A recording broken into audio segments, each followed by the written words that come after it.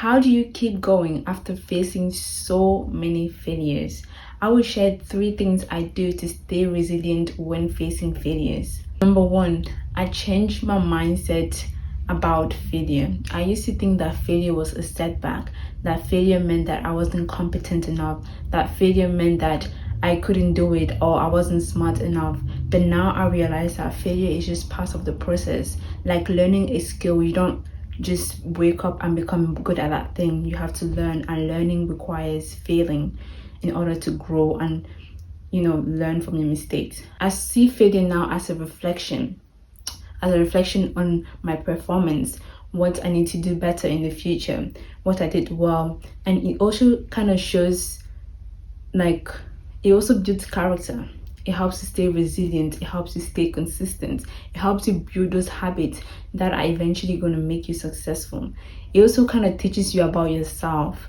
Like, who are you as a person? How do you deal with challenges? How do you deal with setbacks? How do you deal with failures? How do you deal when things are not going your way? So failure has more valuable things than success. Failure teaches you so many things, and I had to change my mindset about it and not just seeing it as another setback, another disappointment.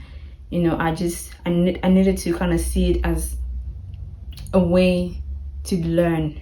Number 2, I allow myself to feel disappointed. Being resilient doesn't mean that you don't feel hurt or that you don't feel the pain when things don't go your way, or when you invested so much time, put so much energy, so much effort into doing something and it ended up not being successful or yielding the results that you wanted.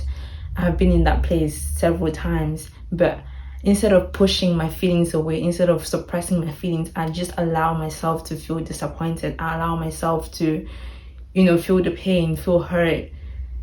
I allow myself to do that, but also I do not let my emotions get the good side of me. I do not let those feelings, that feeling of disappointment and hurt, to stop me from achieving my goals. Yes, I will feel those emotions, but then I have to stand up on my feet and keep going.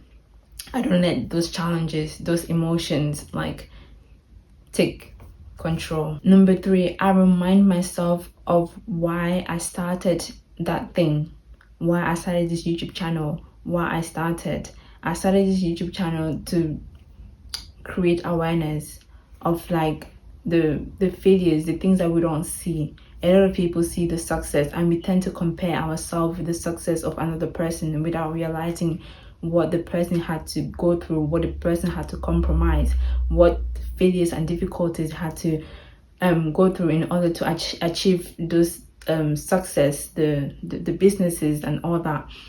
So I wanted to highlight those things so that when we face those challenges, when we encounter those setbacks or difficulties, we won't feel like giving up, we won't be easily discouraged, but we will have more reassurance knowing that other people have been through it, other people have experienced the same thing. We won't feel as lonely in our journey.